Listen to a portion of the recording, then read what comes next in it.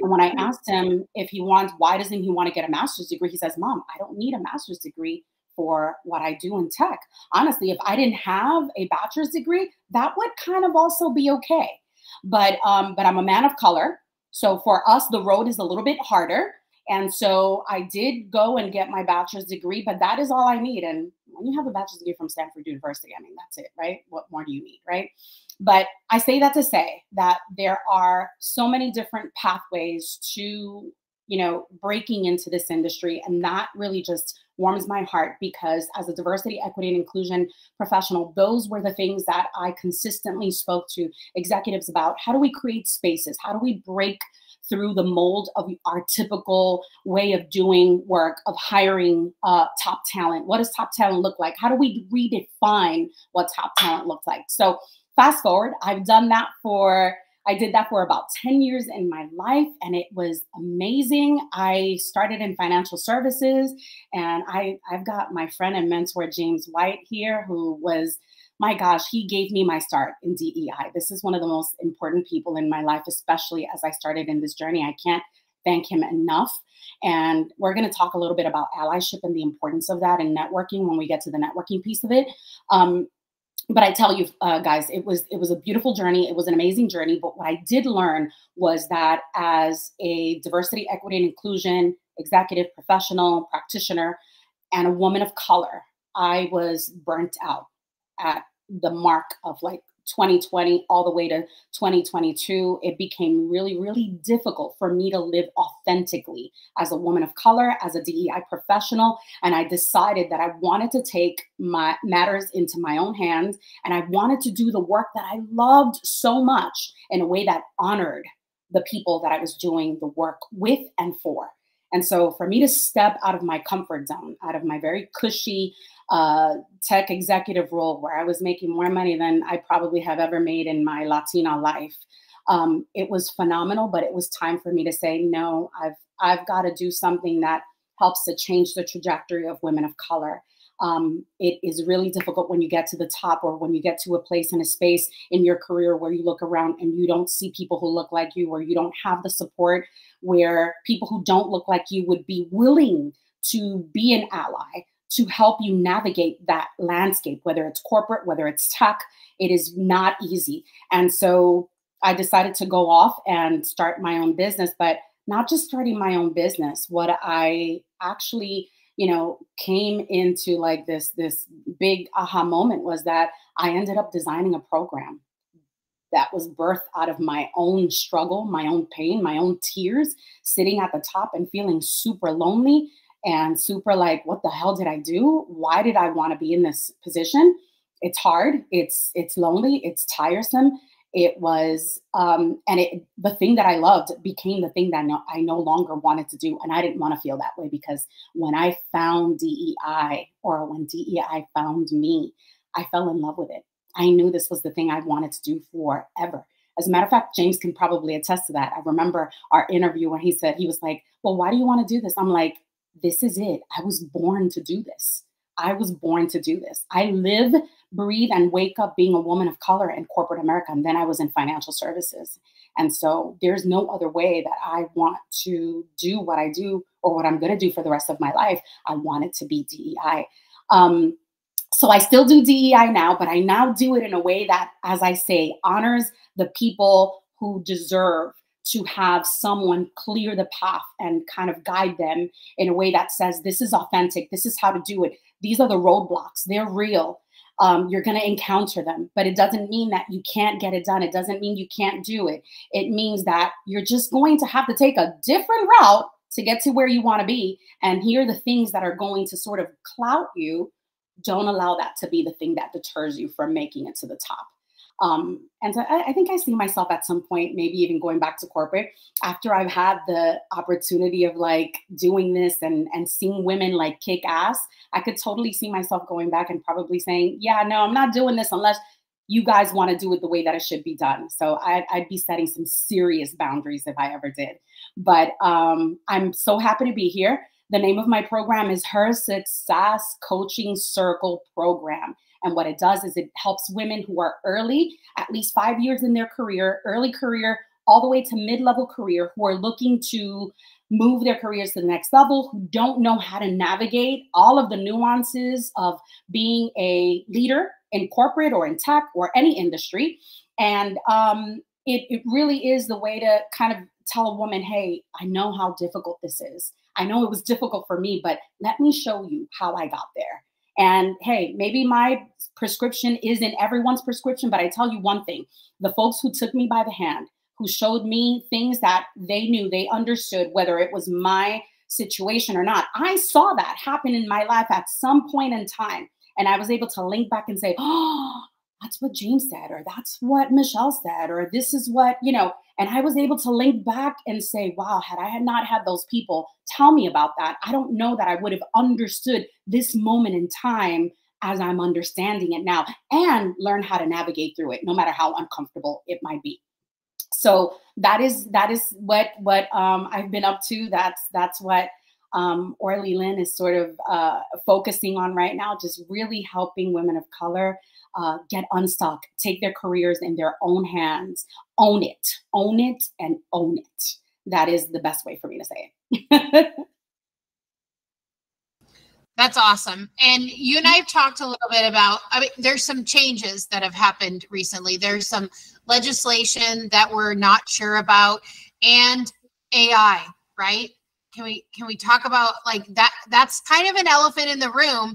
And when you talk about communities of color, they are not always known for like grasping onto tech from the start. But I don't think that that's a reality. I think that that's more of like a stigma, you know? And so where do you see AI playing a role? Where do you, where do you see that? I gotta unpack. You've got like 3 questions, or at least I know, right? I know. Let me unpack those for you. I love this. This is now you're hitting at the heart of the stuff I love to talk about. So legislation, let's start with that. That was a sad moment in our history. That's a sad moment in our history. And I say that because so many great people that I know, including myself, were able to be a part of a program that allowed us through affirmative action to have a place and a space that we probably would not have been able to attain had it not been for affirmative action.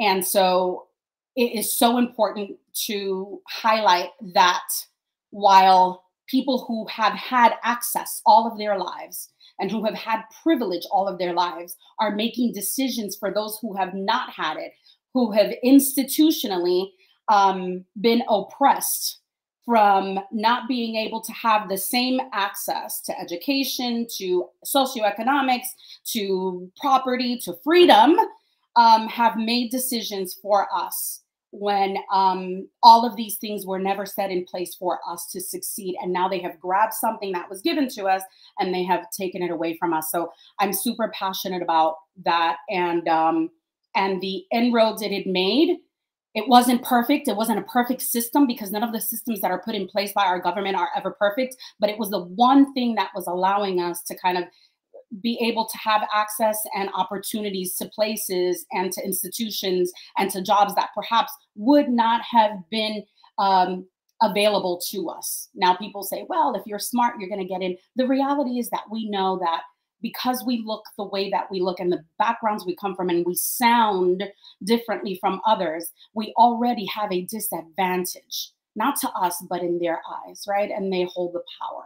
And so what happens is that when opportunities like this are taken from our community, we now have greater barriers to try to break through in order to not create inclusion, but in order to be a part of a conversation, to be a part of something. So that saddens me, because although it's happening at the institutional level, which is at schools, right? And it's so funny because it all started right at Harvard University, and I'm a Harvard alumni. It was really just difficult to hear. It was really difficult to see that this is going to now impact the way that many students who were smart, who were capable, but just would have never had the access. Parents would have never had the opportunity to say, hey, that's that school that you should apply to. I know as a Latina, my parents never said to me, you can apply to Harvard. You're smart enough, you're great enough. And it's not that they didn't think I was. They just saw that as a huge roadblock that their daughter would never be able to get through because I don't look like the people who have had the access to that, right? So it's a sad day. And I think that while it's on the institutional level, it's going to effectively trickle down to organizations. It's going to begin to shape the way that CEOs and people at the top of the house and organizations are going to begin to make changes in their organizations and say, you know what, if it's happening at the institutional level and it was by our government, then why can't it happen in our organizations? So we have to get ready for that. That's a real tough issue that we're all going to be facing. So let's understand where we are. Let's stay on top of the news, and let's stay on top of all the ways that we can help to create change. Networking, knowing how to network and how to have allies, people supporting you, because now more than ever, we're going to need allies. Now more than ever, the underrepresented minority groups, women of color are going to need, and people of color, right? I focus on women a lot, so forgive me if I have a stance that kind of grabs onto women. But people of color, this underrepresented minority groups, marginalized groups, we are now going to feel the effects even more so in the workplace. And that's going to be a real thing. And then the other question you asked me, how is AI going to play a role? Oh man, this is so good. Here's why I think this is such a good and juicy conversation. Me as an entrepreneur, a woman of color I'm 47 years old, guys. So I'll be real. I don't ever mind telling my age because I look damn good for 47, y'all. And so, and I feel damn good. I have to tell you that one of the things that I was challenged with was, I'm going to start my own company. How do I market myself? How do I get out there? I had to learn AI really quickly because AI has helped me to market my business. AI has helped me to really find my message, find the way that I want to, what I call my mission, my vision, what it is that I am thinking. And look, guys, I think I write pretty well, right? I don't think I would have made it through undergrad or grad school had I not been a good writer. And at times I joke with a few of my friends, I'm like, shit, had I known about ChatGPT, I'd have been using it for my papers right before I graduated with my master's degree, right? Well, you got to be careful for that though, because AI is not perfect. So I also want to drop that. AI is not perfect, but it is a tool that is going to change the facet of everything we do. Technology is only quickly advancing everything we do in the workplace. And if we're not attuned to how to use AI, how to use these tools in our workplace, it's going to make it more difficult for us to, one, be candidates that are going to be selected for jobs. Two, to be seen as someone in your team that is most efficient, right? Because I think one of the things that, or not think, I believe one of the things that we're going to see AI doing is really helping to change the facet of how we all deal with workflow, right? And I think that's such an important component to bring up because, for example, automated workflows improve visibility, right? So tracking how you allow, how you can allow employees, or how organizations can allow employees or others on their team to instantly check status of an item, especially in tech, y'all. It allows the key people to see the critical process at every point, right? So it identifies problems, AI identifies bottlenecks, and it checks end-to-end performance throughout in a workflow. So overall, if you know how to make AI work for you and the organization you work for, you'll have a leg up. And for other candidates also, because especially when you're interviewing, embracing and knowing how to use AI to your advantage, oh gosh, that's going to be super, super critical to the future of work and to the future of your role in an organization. I just had a presenter speak to my cohort of women. And one of the things he talked about, and I specifically brought in someone who's Gen Z, because I'm one of those people that's like, look, I'm not the smartest person in the room. And if I think I'm the smartest person in the room, I have a problem. I have a big problem. I'm never going to succeed. So I brought in someone who's about 22 years old, and he came and he started talking about AI and all of these tools that even I hadn't used yet. And I was like, wait a second, there I was taking notes at my own at my own event. And it was phenomenal because what it did was it reminded us that the people who are going to be interviewing you won't necessarily look like the people that were interviewing before. You're going to have folks who are really tech savvy, who are really looking at people who think differently, who exercise the use of technology differently than it has been used, that are not afraid. And that are basically folks that are able to really jump on the bandwagon and say, how do I create opportunities using what I know? And even if I don't know how to use that, I'm going to figure it out, right? So that's going to be a really huge component, knowing how to market yourself, knowing how to use it. You can use AI now to write your resume.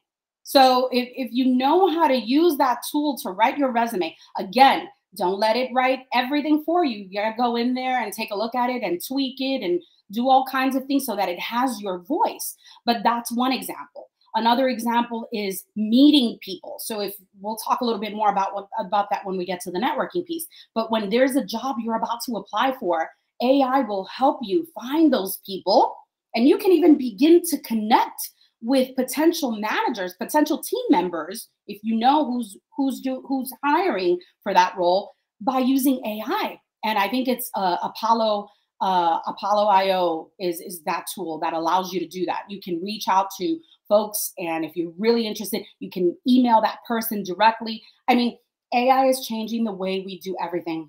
Facebook and LinkedIn, there's great networking opportunities, but AI is changing the way that we reach out to people, the way that we do work, the way that we interview, the way that we are seen as candidates. So we've got to learn how to use it. That's going to be critical, especially for you all who are in, potential SDR roles.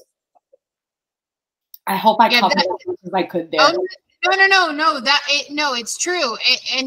They have to be willing to definitely look at those tools. And I'm always looking at more tools and more tools for students, for sure.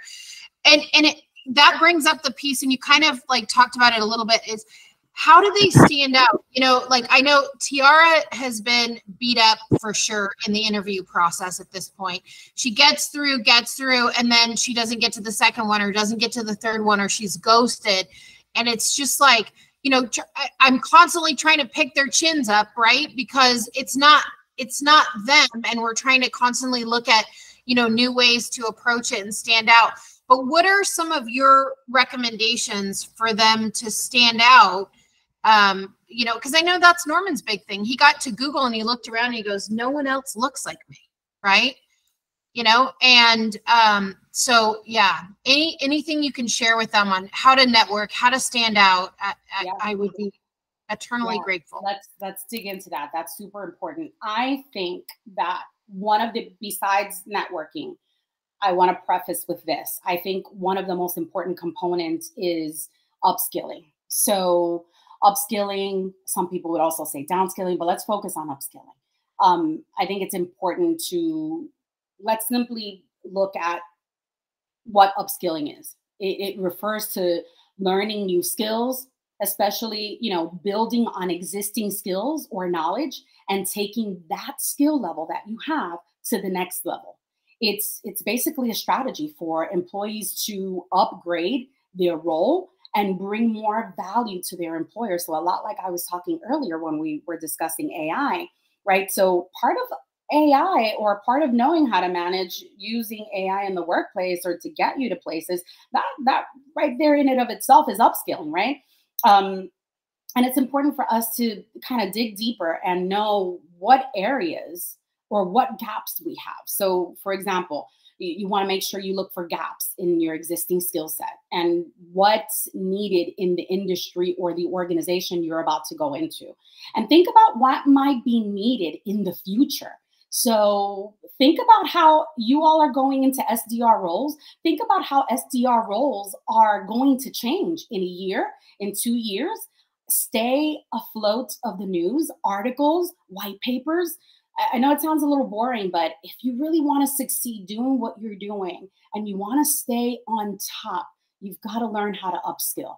And also think about like your transferable skills and writing, computer software. Maybe those are things that you might want to learn or a little bit more about. And look, it doesn't mean you're going to go through another program like Elevate, but you've got so many other great opportunities. There's Udemy, right? Where you can go in and pay like $20 for a course, or some of them are free. And there are a few other platforms who do the same thing as Udemy, but you actually get to polish up your transferable skills, create opportunities for yourself through learning, upskilling, right?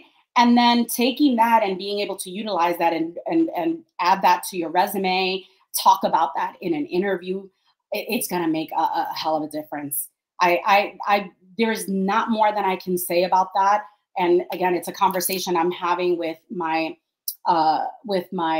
participants in my program, where we're talking about constantly those transferable skills, upscaling, and learning new skills. And look, if you are all, and for the alumni here who are either working or about to land a job, if you are looking at say, I'm just going to throw out a name. Say you're looking to land a job at Salesforce.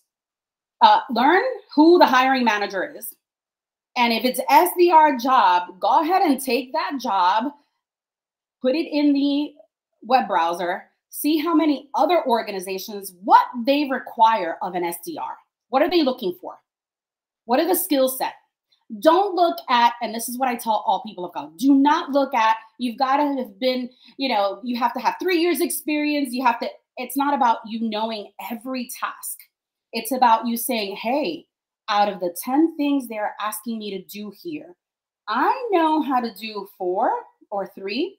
And then I have transferable skills that I can probably finagle and say that I can do this, right? Don't be afraid of that.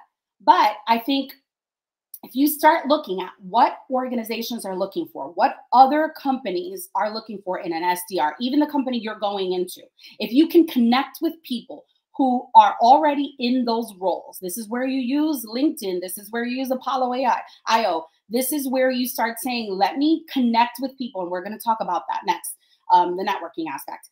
If you start doing that now, you'll be able to reach out to people who are in the know, who are going to give you the kind of information that you would not otherwise know. And the internet will give you tons of information. Now, what you want to do is you want to start learning, how is the SDR role going to change in a year? How is it going to change in 2 years? Where is it going to be in 5 years? People are sitting in roles where they are predicting what's going to happen for your role in the next 5 to 10 years. I think Jamie, you had a question? Yeah, I just wanted to, so one of my students, I don't know if I mentioned to you, before Charles graduated, he went to Google and was trying to get some of them to attend his graduation. And it's interesting, he had no luck reaching out to folks that were not people of color. And then he got super frustrated. And he's like, you know what? I'm going to go find people of color at Google and start reaching out. He ended up having 6 people from Google. So when you talk about networking, can you talk that's a thing. Like, it's an issue. That's a real thing. Yeah. And so I think addressing that in particular as well, because I know some of these students have tried and tried and tried, like I said, interview. So if you have any kind of like suggestions, strategies on a networking strategy too, please share that with them. Yes. Okay. So we can't end this chat without talking about networking. And I know we talked a little bit about the different things that you can do and how you can reach out to folks. But I think, let me just start with like top, I want to say 5, 6 things that you want to look out for when networking. Come prepared with a clear goal in mind, guys. If you don't know why you're reaching out to someone, or you're going to hem and haw, you're going to lose them. Have some conversation starter ready. So this is why, write it down, throw it in ChatGPT. ChatGPT will tell you how to clearly define what you're thinking. Sometimes you have all these thoughts about how do I ask this question, or I don't want to sound dumb. Throw it in ChatGPT and then fix it up and say, okay, I can ask this question, right? So come with a few questions ready. Introduce yourself to someone more experienced. So the example you gave earlier, Jamie, about a student who reached out to folks and didn't hear back, but then reached out to make those connections, connect to people who look like you. And say that in your email. I've tried reaching out to a few folks, and I know everyone's busy, but given that you're someone who looks like me, I wonder if you'd have just a few minutes, either in an email or a 30-minute phone call, to share with me, how can I make it to where you are? What was your journey like? People love it when you ask them questions about themselves. What did you do? How did you do it? People will like come alive, and they will completely share with you how they feel and what they did to get there. It's clear, it's a hook. And then like I said, ask them about themselves and practice active listening. A lot of times we go into a relationship or we're trying to network with someone and we're talking. A lot of it is nervous talk sometimes. Talking is good. You don't want to be completely silent. You want to be able to know how to carry a conversation, right? But make sure you do active listening. Active listening is so important. You want to listen. People are going to share things with you when you listen that you'd be able to then turn back and use to your advantage in a good way, right? Never in a negative way. You're going to listen to, they're going to talk about, the first job. They're going to talk about their families. They're going to talk about a loved one. They're going to talk about an experience. Remember that, take notes. You'll be able to use that to make that connection and continue that conversation. So when you reach out to that person again, say, hey, Tom, it was so good speaking with you. I learned so much about your experience. By the way, you said you were going on vacation to Aruba. How was Aruba? Did you all have, finding that little niche that connects you to that person, where the person is like, wow, this kid is on point. I forgot that I even told him I was going to Aruba. Any little detail that can really link you to the person, that it sets the tone for the fact that you are someone who is on your game and you are serious about making it to the next level. And then write notes. After every meaningful conversation, write a note. Like I just said, reach out and say thank you. Reach out and thank somebody for giving you an opportunity to have a conversation. Always be grateful. Even if the conversation was not what you expected, even if it didn't feel good, always.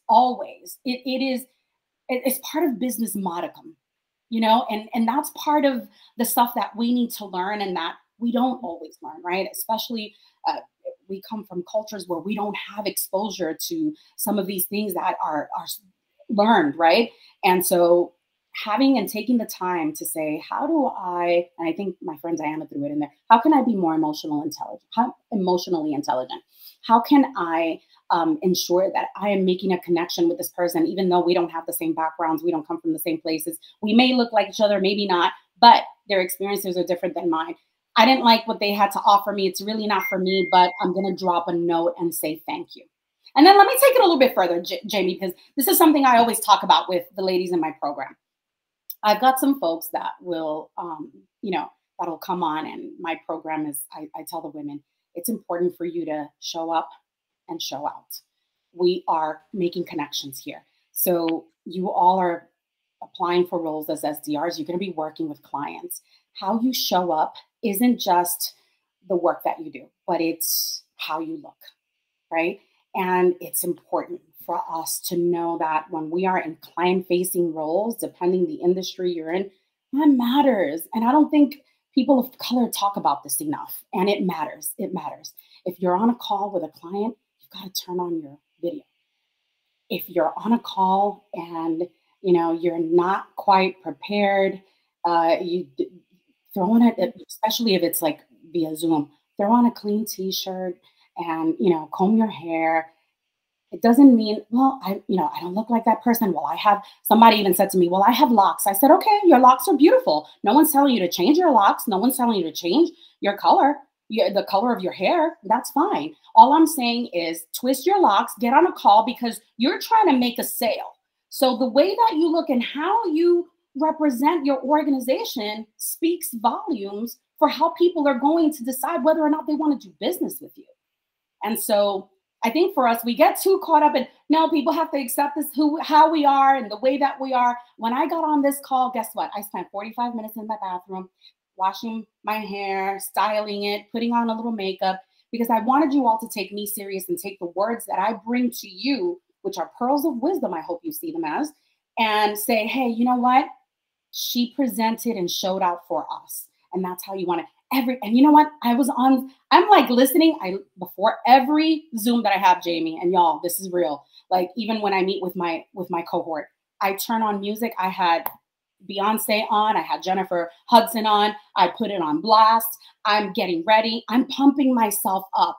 If I were doing this for sales, I would be selling ice to Eskimos right now, okay? Because I am pumped. I come to my calls ready. I come to my calls pumped. And look, I'm wearing my natural hair, right? But I'm wearing it in a way that says to you, I'm here to do business with you. I'm here to do business. I'm serious about my work. And you know what? I'm showing up, and I even threw a little perfume on, and I laughed to myself and I said, no one's going to smell me, but it makes me feel good. When something makes you feel good, you come alive. When you feel good, other people will feel it. And if other people are feeling it and you are selling something, they're going to want whatever the hell you're selling. They're not even going to hear what you're saying, but they're like, whatever this person has, I want some of that. What kind of coffee are you on, right? And it really is about how you show up. So networking and how you show up go hand in hand. They are merged. They are like two peas in a pod.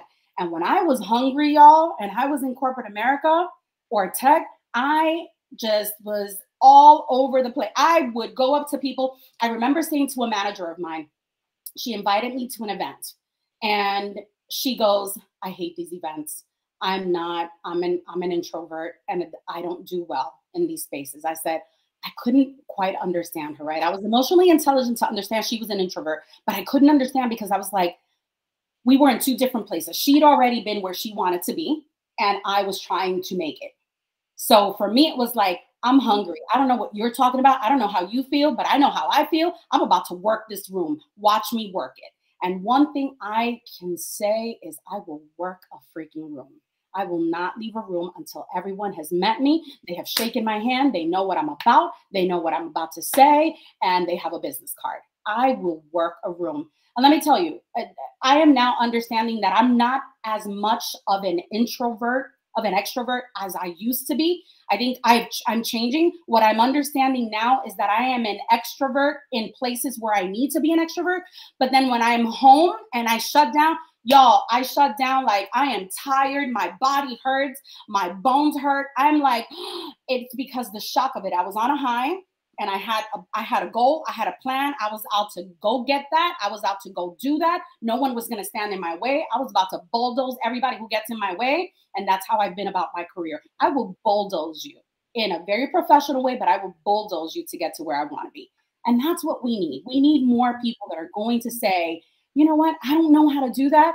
But that woman that was on that call, she said that. I'm going to do whatever it is she did. I'm going to throw some Beyonce on. I'm going to get in the bathroom. I'm going to throw on this lipstick. I'm going to fix my hair. I'm going to go in there and I'm going to sell ice to Eskimos.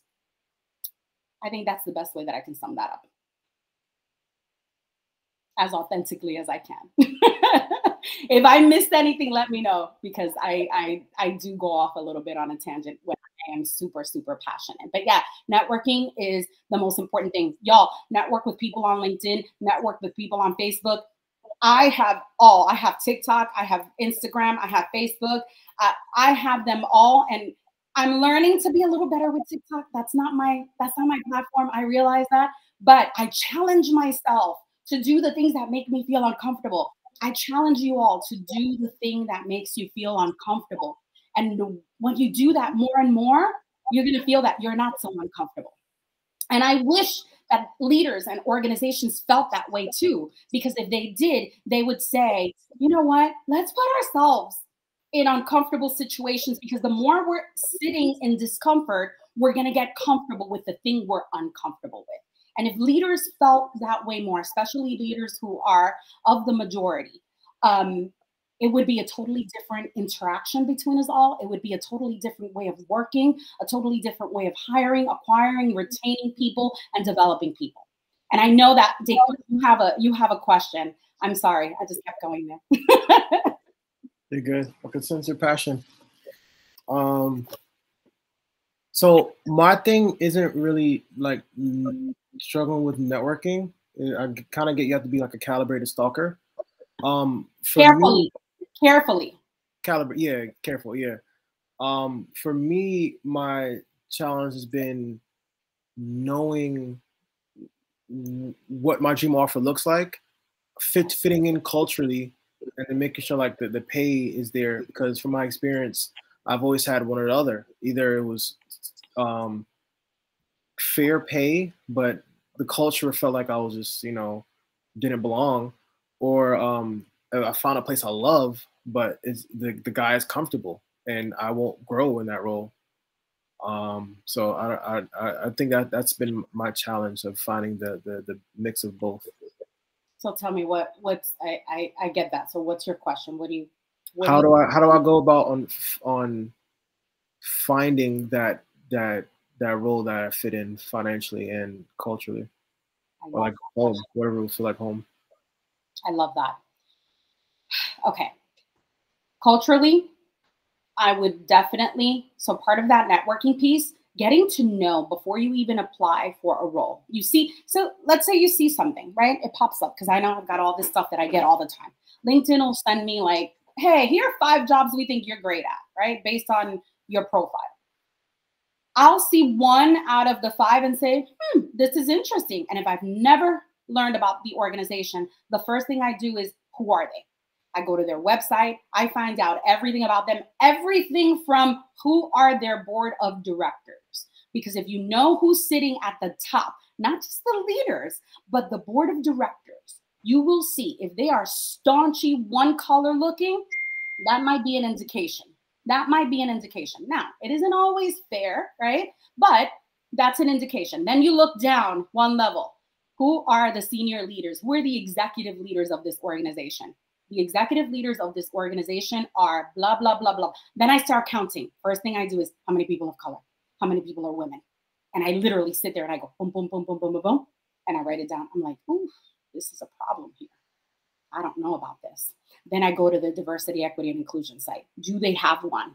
Do they talk about sustainability more than they talk about diversity and inclusion? That's a sign right there. While sustainability is important, environmental justice is important, it's important to me that people are thinking about me in this organization as a human being before they're thinking about the environment. Is there an opportunity here for me, or you want me to be a tree hugger like you? I need a job. I have a career that I need to have, right? Are you the organization that's thinking about me from the perspective of a diversity, equity, and inclusion opportunity, right? And so you'll see if the organization has development programs, if they have ERGs. ERGs are super important. Those are employee resource groups. Those are groups where all of the organization, where people of the organization can come to and be themselves. There should be a Black organization or a group. There should be a Latino or Hispanic group. There should be a LGBT group. There should be a group for all marginalized people of an organization. That is where you are able to come and be yourself in that group, right? And then there's the opportunity to say, hey, what are they saying in their statements? So we know tons of organizations made statements in 2020. A lot of organizations got in trouble because they made statements that they did not follow through on, right? James, you're shaking your head. You know that, right? A lot of organizations said they were going to hire, I don't know how many people of color. They were going to do this. They were going to do the other. They did not do any of those things. How many organizations who actually said their statement in 2020 was this actually followed through? How many organizations are still now, after this huge, like, Supreme Court ruling, how many of these organizations are saying, no matter what the Supreme Court ruling is, we hire blah, blah, blah, blah, blah. We are committed to diversity, equity, and inclusion in our organization from blah, blah, blah, blah, blah, right? So that's culture right there, Daquan. I'm sorry. I know that was a whole lot, right? That's culture right there. You want to know, right? And then you want to know, like, if you're a woman, and I know, Daquan, you asked me, but I'm going to share this for, if you're a woman, does the organization have development programs for women? And do they take it a step further? Do they have development programs for women of color? What do they offer in their benefits? Do they offer, the kind of leave, maternity leave, if you want to have a child? You want to go to an organization where you see yourself grow, where you see yourself being a part of something. Are they providing you the things you're going to need as a professional for a long term, so that you can stay in the organization for 4 or 5 years and you're happy and you can have a family and do all the things you should be doing? Because life and professionalism converge. And when an organization understands that, they provide all of those things for you, right? So I think another really, really, really important thing to think about is, do they offer, a lot of organizations don't even offer this, right? What do they offer, like, and this is probably old school, but do they offer tuition reimbursement? A lot of organizations don't offer that. But guys, now that we have this ruling, we're going to need to, like, hey, wait a second here. I'm going to have to work a little bit harder. I'm going to make sure I have that money. And if my organization provides me that opportunity to go get that certificate program or to go get that bachelor's degree or whatever that might be, you want to make sure your organization offers that, right? Those are all perks. If you are someone who is of the LGBT community, does my medical plan offer me opportunities for me to adopt a child? Does my organization provide opportunities to know that if I have a child and I'm in a same-sex partnership or marriage, that I also need equal time off to be able to raise my child, to be able to be there for the first couple of, weeks of my child's life? Or if I am a trans person, does my organization offer me an opportunity to have, the medical attention that I'm going to need in this process? Does my organization care about that, right? Those are all things that from a cultural standpoint, i.e. diversity, equity, and inclusion, you want to be looking at, right? Then the actual connection, right? Looking at that connection and, okay, who is this person that I am? Who's this person that's interviewing for this job? Because I think this role is amazing. Who is this person? The next thing I do is I go to LinkedIn and I'm like, how am I connected to this person? Or how am I connected to this person on second tier or third tier? Like, I go in and I check, I do all kinds of digging, and then I start connecting. If I am not connected to that person, I'll connect with them on LinkedIn. I'll connect and I'll send a message and I'll say, hey, I'm really interested in said role. If I don't know anyone in the organization, but I do know who the hiring manager is, I'll reach out to the hiring manager directly. More times than not, you'll have a better chance at having someone talk to you about an opportunity if you go directly to the hiring manager versus talent acquisition. Talent acquisition is sitting there with a bunch of resumes, a bunch of people that, are trying to get in. They're being super selective. They don't have the bandwidth and the time. But if you reach out to that direct line manager, they may not respond, but they may. So it's a 50-50 shot. Why not try it, right? And so that provides an opportunity for, say, let me. And if you know someone who works in the organization, and I'm a testament to this because I landed a job doing that, I looked at a job and I said, actually, that's where I met James, right? I looked at the job and I said, this is what I want to do. I don't know how to do this. I've never done DEI, but I'm going to land this job. And this is earlier in my career, right? And I reached out. The first thing I did was, okay, Credit Suisse, who works there that I know?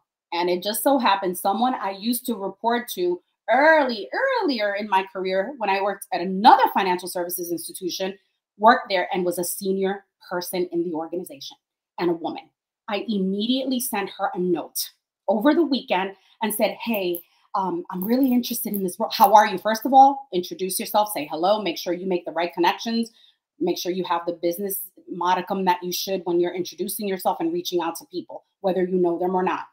And I said, hey, long time no speak. I'm so sorry, life got in the way, but I'm so happy to see you're doing amazing things as whatever role in this organization. Hey, I have a question. I saw a role. I'm super interested. I know it's probably, late in the game, but can you do me a favor? Would you mind walking my resume over to the hiring manager? 2 days later, she emailed me back. That was on a Saturday. Monday, she emailed me back. Oh my gosh, Orly, it was so great to hear from you. It's been years. She says, absolutely. As a matter of fact, I'm going to walk it to her myself. She walked that resume of mine, little old me sitting in a administrative assistant role. This powerhouse woman who did not look like me, who was an ally, walked my resume over to the hiring manager. And in a matter of 5 days, that hiring manager had the recruiting office contact me and had me schedule an appointment. When I met with the hiring manager, it was James and I's, our boss. She was the chief diversity officer. She says, I was ready to close out this job. I found someone in the organization that I'm ready to hire. But because Elizabeth walked over your resume to me, I had to see you. Out of woman to woman, managing director to managing director, they were both super senior in the organization.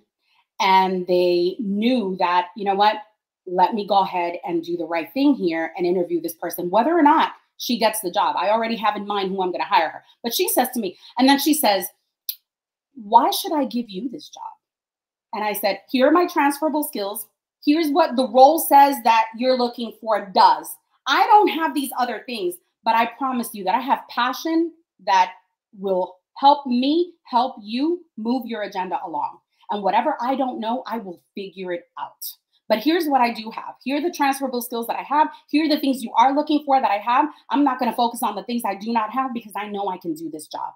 And then she says, where do you see yourself in 5 years? And I said, in 5 years, I see myself in your seat. And she looked at me, and I tell you, this woman was like, who does she think she is? But she loved every minute of it.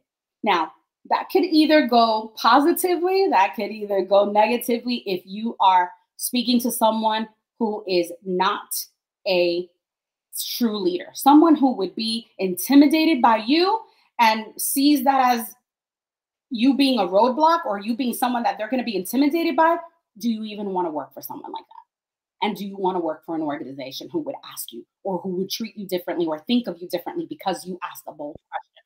So I would say be bold, but I would also say be yourself and be respectful in doing so. I hope I answered your question, Taekwon. Was that what you were hoping to get out of, or did I still leave you the question mark? I have a question mark still. Okay, bring it. What is it you want me to clear up for you? I would love to get clear on the ideal offer for me. Okay. The ideal offer is, here's the thing. You're not going to know. The ideal offer may look ideal, but you're not going to know until you're in that role. That's the honest truth, Taekwon. The ideal role will be once you have been hired.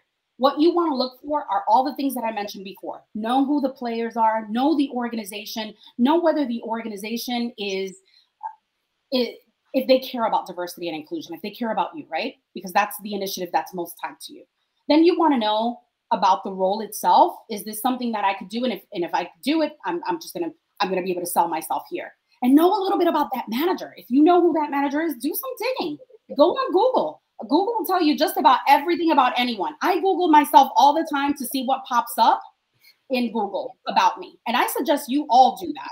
You all should look at yourselves and see what pops up when you type your name in Google or any search engine. So I would know as much about that individual.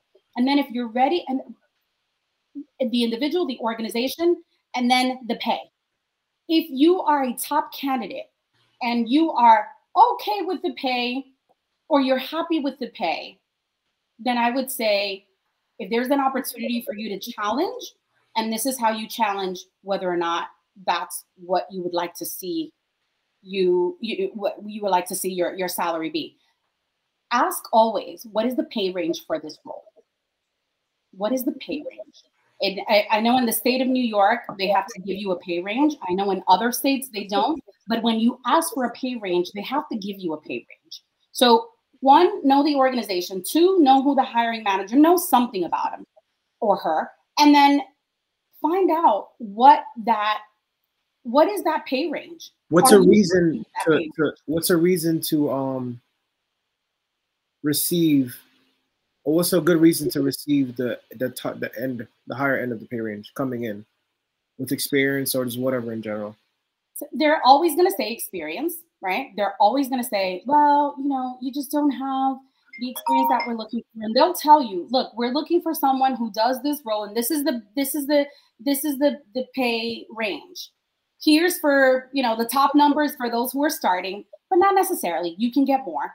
And then here's the top page for someone, the top page for someone who knows how to do this. But think about it. Does an organization really want to hire someone who does exactly that? Because if you're doing exactly that, then you shouldn't even be in that role. You should be in the next role. So you want to come into a role where you don't necessarily know everything, and maybe even mid-range, especially if you're new in the industry, in the workplace, right? This is your first job, and I don't know, Daquan, would this be like your first job after this program? No. This would not. Okay. Do you have experience doing SDR roles? Yes. Okay. So how many years of experience? Well, I've been in sales all my life. But in terms of specifically SDR, 3 years, and then I was a closing rep for about 2. Then I would never take that first number, that pay range. You go as high up on that pay range as possible. Yeah, my challenge is I've always gotten roles through, I guess, personable stuff. So I don't really know how to like negotiate in that business setting. So that's what you use Norman and I for, Daquan. Okay. Yeah, and Orly is somebody you can reach out. But when you get that offer, that's what you want to do, is bring it to Norman and I, and we help you negotiate that. That's what Norman did for me when I left Elevate and I got into my first role in tech sales. And my guess, based on your experience, is you're looking down here when you, and this is what Orly's trying to say to you, is you should be looking up here. So if you're already a closer, you really should be going for the AE role, but you're going to have to sell people that you're ready for that role. Yep. So you're going to have to find some people in the organization that are going to be your champion, that are going to do exactly what they did for Orly, and they're going to walk your resume to the right person, instead of you coming in, just applying for the role and hoping they send you an email saying, I want to interview you. You're going to have to go after it with everything that you have. Okay. I have a call booked for now. Can we schedule like a call for that? Yeah, of course. That's fantastic. Okay. Thank you. And look, one last thing that I would say, don't be afraid to negotiate and ask for more. Especially, you have 3 years experience, you have transferable sales skills. Do not be, the worst thing you do is accept a role for whatever they offer you. You can wait till they make you the offers, first land it. So are you at the offer stage right now? Is that where you are? No. No, he's newer in the Elevate program. Okay. So you want to make sure you land. They are ready. You are hook sinker. They want you. Do not talk about money until you know they want you. Offer letter. Offer letter. Or not even an offer letter, I would say, right? You know, they are like, okay, we would really like, because what they'll do is they will talk to you first before they send you an offer letter, and they'll talk about money before they send you an offer letter. Not always in tech sales. It's kind of weird. Yeah. That might be. I mean, it happens for me like that in tech, but you're right. It doesn't always happen that way, but they might want to talk to you before they send you that offer letter. And even when they send you that offer letter, you can still negotiate that offer letter. And you get, hey, thank you so much for the opportunity. This is where you use ChatGPT. Thank you so much for the opportunity. This is amazing. You know, however, given that blah, blah, blah, blah, blah, blah, I think the most, you know, the comparable pay for this role for someone who, with my level of experience, blah, blah, blah, blah, blah, the right number for me would be blah, blah, blah, blah, right? Okay. Keep it short. You don't have to say very much. You're not going to continue to sell yourself. You have already made the impression. Now this is the negotiation process. But however it is, Jamie and Norman, you know, whatever guidelines they have for that. But yeah, first you want to land, get yourself in there where they want you, where they don't talk about money until you know they want you. Once they want you, then you wait for them. They're going to ask you. So I'm going to send you an offer letter, and this is what we're willing to pay for the role, right? You can either start talking about it then. Think about it. Don't give them an answer right then and there. Say, let me think about it. Can I get back to you? And that's where you connect with Jamie and with Norman, and you start talking about strategies. You want to create a strategy for how to properly negotiate your salary. Don't ever say yes to the first offer. Okay, thanks. I'm gonna hop off here. See you guys soon. I think, Orly, that's probably a common theme too, is that people of color are, and I know that's what's happening with Tiara, they're looking here when they should be looking here, right? And they're saying, but you're asking for 10 skills and I have 3 of them. That's okay, based on what you've said. And I think that you know, I think maybe we need to do maybe another even fireside about that, because that's been the case with me. I'm able to do this. What do you need me to do? But I'm looking down here based on, you know, whatever, self-esteem, whatever that is. Yeah. Yeah. It is. And I would say, and being a woman. And being a woman, now think about it from the perspective of being a woman of color. That's Yeah. I would challenge that. I know that's what's happening with Tiara, and I know that's what's happening with Cassie, and I know that's what's happening with Nicole for sure. The way that it would probably have been presented to you, unfortunately, it's going to be presented differently when you're a person of color, and that's the reality of it, right? No shot at you. That is just the reality. When you're a person of color, they will throw, well, you know, we just can't, you know, we can't pay that, or this is what we're paying. They're not going to say this is what we're paying for the role, right? And they'll be very, very, very, and if you don't have experience, even more, they will pigeonhole you into accepting what they want you to take right then and there. Now, if you are completely like, you've never done this before, then it's a little bit different. You're going to have to make some choices and some decisions to say, well, I've never done this before. I'm just using transferable skills. You can still negotiate it, you know, but I would stay closer to that entry level and say, now I'm going to form a plan after I have been here in this role for 2 years and I have done X, Y, and Z. I've upskilled. I've done this. I got that certificate. I did X, Y, and Z.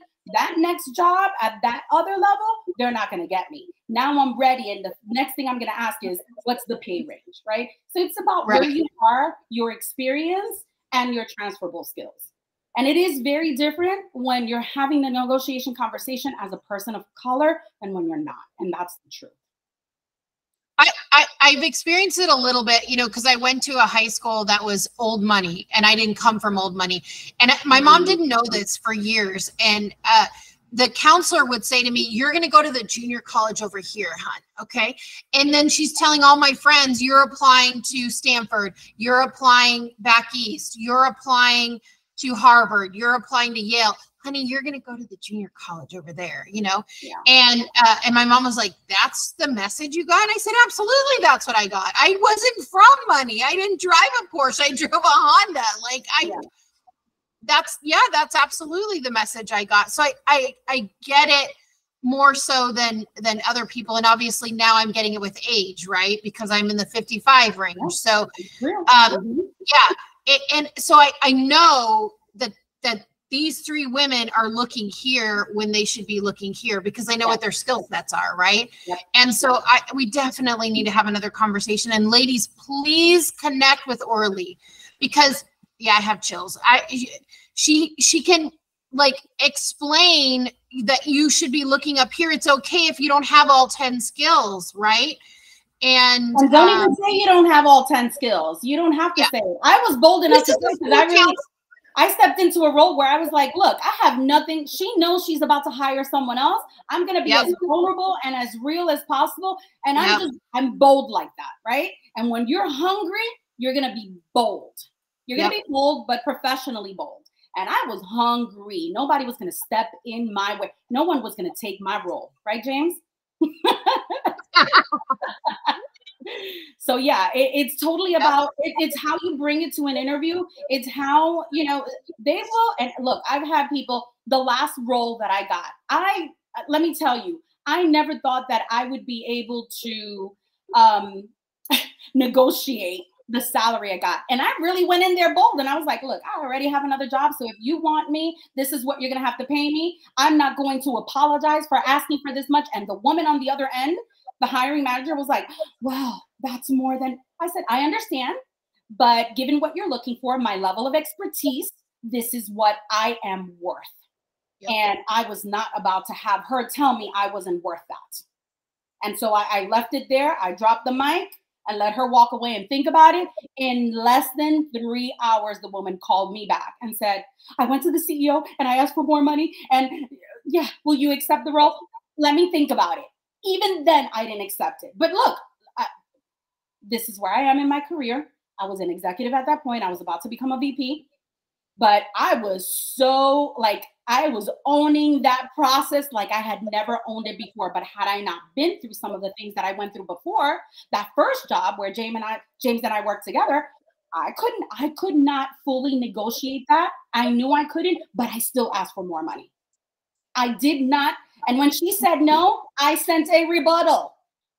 I still have it. I still have the email. And she said, Lord Orly, I understand, but I just don't have more. This is the budget that I have for that role. And then it was my decision to say, do I want it or do I not want it? And guys, I took a $30,000 pay cut because I wanted to be in my dream job. And because I knew that I was hungry enough to take my career to the next level, and no one was going to stop me. Once I had the experience and expertise and know-how that I needed, no one was going to tell me no. Absolutely. All right. I have to jump to another meeting, unfortunately.